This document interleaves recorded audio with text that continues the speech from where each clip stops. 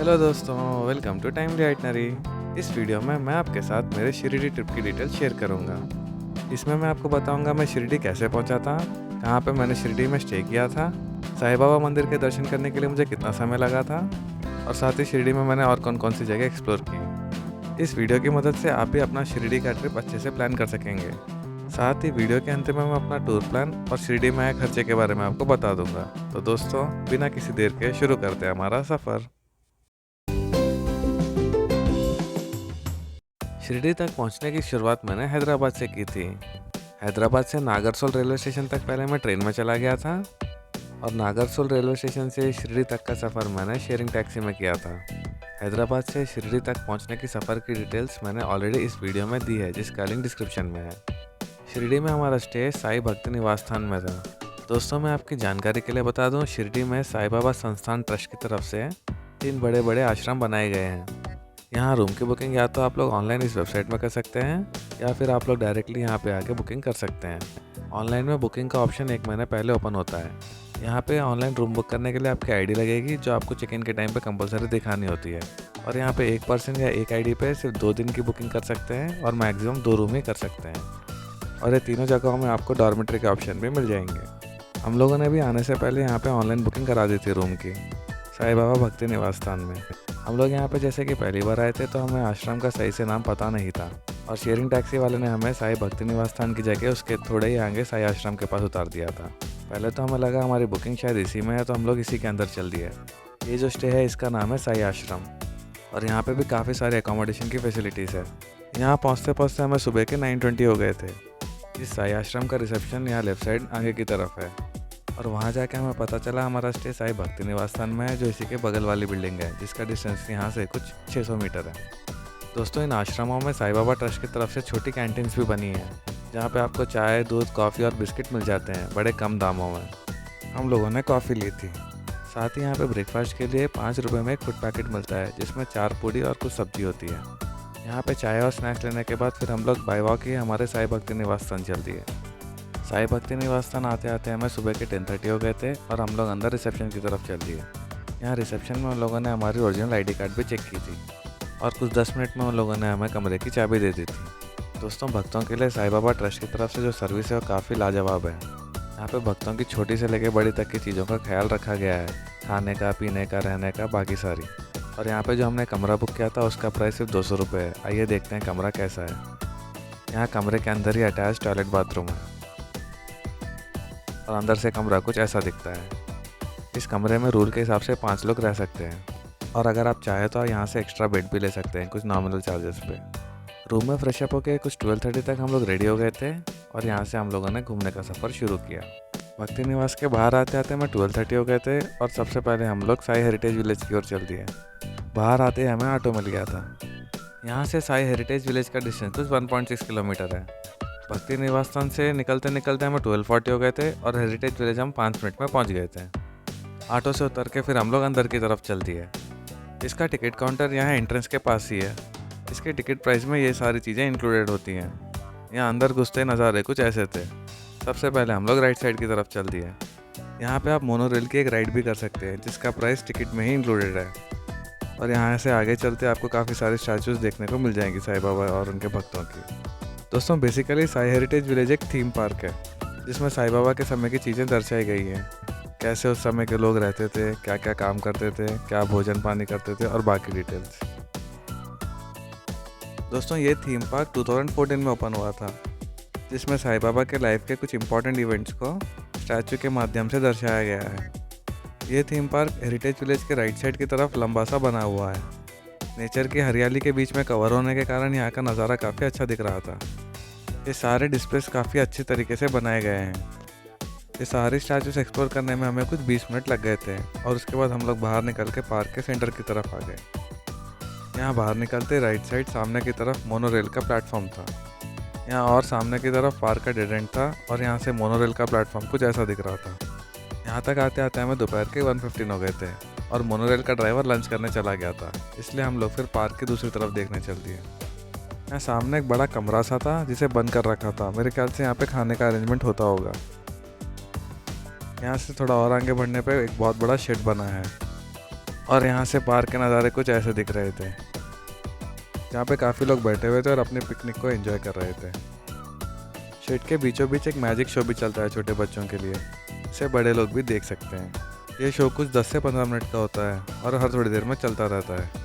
कुछ 10 मिनट यहाँ स्पेंड करने के बाद फिर हम लोग अपनी ट्रेन राइड करने चल दिए। राइड करने के लिए आपको ऊपर प्लेटफॉर्म तक चल के जाना होता है और ये छोटी 2 डब्बों की ट्रेन कुछ ऐसी दिखती है। दोस्तों, ट्रेन में चढ़ने से पहले ड्राइवर आपका एंट्री टिकट चेक करता है और उसे थोड़ा फाड़ देता है ताकि आप दूसरी राइड ना करें। हम लोग आखिरी डब्बे में बैठ गए थे और ड्राइवर के आते जॉय राइड शुरू हुई। स्पीड काफ़ी अच्छी थी गाड़ी की और यहाँ से नज़ारे कुछ ऐसे दिख रहे थे। ये ट्रेन पूरे हेरिटेज विलेज का एक गोल चक्कर लगाती है और ये राइट साइड आप लोग हेरिटेज विलेज का एंट्रेंस देख सकते हैं। ये ट्रेन पूरे हेरिटेज विलेज का एक गोल चक्कर लगा के आपको वापस स्टेशन पे छोड़ देती है और ये राइट साइड वही शेड है जहाँ पे अभी हम लोगों ने मैजिक शो देखा था। दोस्तों, ये राइड काफ़ी थ्रिलिंग और काफ़ी मज़ेदार थी। ये पूरा गोल चक्कर लगाने में ट्रेन को कुछ 2 मिनट लगते हैं और हम लोग भी घूम के वापस प्लेटफॉर्म पे आ गए। राइड एंजॉय करने के बाद हम लोग नीचे पार्क के कॉर्नर की तरफ आ गए और यहाँ कॉर्नर में बच्चों की एक्टिविटीज़ के लिए काफ़ी सारे गेम्स बने हैं। दोस्तों, बेसिकली एक पिलग्रिमेज कम पिकनिक पार्क की तरह है। यहाँ पे काफ़ी सारी अलग अलग तरह के बच्चों के लिए राइड्स बनी हैं। कुछ समय यहाँ स्पेंड करने के बाद फिर हम लोग बाहर की तरफ चल दिए। यहाँ से बाहर आते आते हमें दोपहर के 1:45 हो गए थे। बाहर आते हमें ऑटो मिल गया था और यहाँ से हम लोग मंदिर के दर्शन करने चल दिए, जिसका डिस्टेंस कुछ 2.6 किलोमीटर है। कुछ 10 मिनट में हम लोग साईं बाबा मंदिर के पास पहुँच गए थे। मंदिर के बाहर लॉकर रूम्स बने होते हैं। आपका कुछ सामान है तो आप यहाँ पे डिपॉजिट कर सकते हैं। हम लोगों ने हमारा मोबाइल यहाँ पे डिपॉजिट कर दिया था और वैलेट अंदर ले जा सकते हैं। दोस्तों, इस मंदिर में टोटल 4 गेट हैं और हम लोग गेट नंबर 2 से अंदर गए थे। मंदिर के अंदर हम लोग 2 बजे तक चले गए थे। अंदर जाकर कुछ 1.5 घंटे लाइन में खड़े रहने के बाद हमारे दर्शन हो गए थे। दोपहर के कुछ 3:30 बजे तक हम लोग मंदिर के दर्शन करके बाहर आ गए थे और उसी कंपाउंड में हम लोगों ने बाकी चीज़ें देखी। बाहर आते हम लोगों ने पहले गुरुस्थान के दर्शन किए। दोस्तों, गुरुस्थान की जगह में एक बहुत पुराना नीम का पेड़ है। कहते हैं पहली बार साईं बाबा जी को लोगों ने यहीं पे देखा था जब वो 16 साल की उम्र के थे। कुछ लोगों का मानना है कि यहाँ पे साईं बाबा के गुरु की समाधि है, तो शिरडी आने वाले सारे भक्त इस गुरुस्थान के भी दर्शन करते हैं। फिर चलते चलते उसी के बगल में दीक्षितवाड़ा म्यूजियम भी देख लिया था। इस म्यूजियम के अंदर आपको साईं बाबा के समय की काफ़ी सारी चीज़ें देखने को मिल जाएंगी। दीक्षितवाड़ा म्यूजियम देखने के बाद हम लोग उसी के बगल में योगा सेंटर बना था, उसके अंदर चले गए। ये योगा सेंटर मेडिटेशन के लिए काफ़ी अच्छी जगह थी। इसके बाद हम लोगों ने लेंडी बाग देखा। दोस्तों, लेंडी बाग एक गार्डन है जिसे साईं बाबा खुद मेंटेन किया करते थे। कहते हैं वो हर दिन सुबह और दोपहर में यहाँ आते थे और आराम करते थे। लेंडी बाग देखने के बाद हम लोग मेन एंट्रेंस गेट से बाहर आ गए थे। कंपाउंड के बाहर आते आते हमें शाम के 4:30 हो गए थे। बाहर आकर हम लोगों ने हमारे मोबाइल कलेक्ट कर लिए थे और अब हमारा प्लान प्रसादालय जाने का था। दोस्तों, प्रसादालय हम लोग साई ट्रस्ट की तरफ से चलने वाली फ्री बस सर्विस में गए थे। ये बसें तीनों आश्रम, प्रसादालय और मंदिर का चक्कर लगाती रहती हैं। ये बस आपको हर लोकेशन में कुछ 15 से 20 मिनट की फ्रीक्वेंसी में मिल जाएंगी। मंदिर से प्रसादालय का डिस्टेंस कुछ 800 मीटर है। मंदिर से हम लोग शाम को 4:40 को निकले थे और प्रसादालय कुछ 5 मिनट में पहुँच गए। यहाँ बस से उतरते हम लोग लेफ्ट साइड अंदर की तरफ चल दिए। दोस्तों, कहते हैं जब साईं बाबा शिरडी में रहते थे तो वो अपने हाथों से खाना बनाते थे और भूखे इंसान और जानवरों को खाना देते थे। और साईं बाबा के उसी सिद्धांत को नज़र में रखते हुए इस प्रसादालय का निर्माण 2009 में किया गया था साई संस्थान ट्रस्ट की तरफ से। ये प्रसादालय एशिया का लार्जेस्ट प्रसादालय है और यहाँ खाना बनाने में सोलर पावर का इस्तेमाल होता है, जिसकी वजह से इसे काफ़ी नेशनल एंड इंटरनेशनल अवार्ड्स भी मिले। यहाँ सामने काउंटर में आपको प्रसादालय का एक फ्री टिकट लेना होता है। टिकट लेकर लेफ्ट साइड हम लोग फिर अंदर डाइनिंग हॉल की तरफ चल दिए। दोस्तों, इस हॉल की सीटिंग कैपेसिटी कुछ 3500 है। हॉल काफ़ी नीट एंड वेल मेंटेन था। प्रसादालय में साईं बाबा का प्रसाद खाने के बाद हम लोग फिर उसके पीछे की तरफ आ गए। हॉल के पीछे की तरफ वॉशरूम्स बने हैं। दोस्तों, प्रसादालय बिल्डिंग के फर्स्ट फ्लोर के कॉर्नर में शिव सृष्टि आर्ट गैलरी बनी है। शाम के कुछ 5:20 हो रहे थे और हम लोग आर्ट गैलरी देखने ऊपर चल दिए। दोस्तों, इस आर्ट गैलरी के अंदर भी फोटोग्राफी एंड वीडियोग्राफी मना थी। इसके अंदर मराठा किंगडम में यूज हुए वेपन्स का डिस्प्ले किया गया है और एक गाइड आपको सारी डिटेल्स बताती रहती है, उस ज़माने में कौन से हथियार यूज होते थे और उनकी खासियत के बारे में। आर्ट गैलरी देखने में हमें कुछ 20 मिनट लगे थे और बाहर बस स्टैंड तक आते आते हमें शाम के 5:45 हो गए थे। दोस्तों, शाम को हम लोगों ने शनि शिंगणापुर जाने का प्लान किया था शेयरिंग टैक्सी में, जिसका डिस्टेंस शिरडी से कुछ 71 किलोमीटर है और शेयरिंग टैक्सी में जाना, वहाँ दर्शन करना और वापस उसी शेयरिंग टैक्सी में आने में कुछ 3 घंटे लग जाते हैं। लेकिन दोस्तों, शाम के 6 बजे के बाद हमें कोई भी शेयरिंग टैक्सी नहीं मिली थी वहाँ जाने के लिए, इसलिए वापस हम लोग फिर कुछ देर हमारे निवास स्थान चले गए थे आराम करने। दोस्तों, यहाँ मेरी एक सजेशन ये है, अगर आपको शाम के समय मिलता है तो आप लोग साई तीर्थ डिवोशनल थीम पार्क जा सकते हैं, जिसका डिस्टेंस साई बाबा टेम्पल से कुछ 1.3 किलोमीटर है। दोस्तों, ये डिवोशनल थीम पार्क इंडिया का सबसे पहला डिवोशनल थीम पार्क है, जिसकी ओपनिंग 2018 में हुई थी। यहाँ की एंट्री टाइम सुबह 10 बजे से शाम के 6 बजे तक होती है। और इसके एंट्री फी चार्जेस कुछ इस प्रकार के हैं कि कॉम्बो टिकट में आप लोग 4 शोज़ देख सकते हैं। इसमें पहला है तीर्थ यात्रा।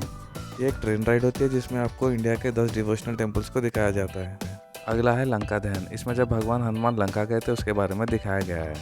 उसके बाद आप देख सकते हैं सबका मालिक एक है, जिसमें साईं बाबा की लाइफ और उनकी टीचिंग्स के बारे में बताया गया है। और सबसे आखिरी में है द्वारका माई, जिसमें साईं बाबा का आप लाइफ अवतार देख सकते हैं। ये चारों शोज़ देखने में आपको कम से कम 3 से 3.5 घंटे लग जाएंगे। यहाँ पे लगेज रखने का भी ऑप्शन मिल जाएगा आपको, और अगर आप चाहें तो इसके ऑनलाइन टिकट बुक कर सकते हैं इस वेबसाइट में।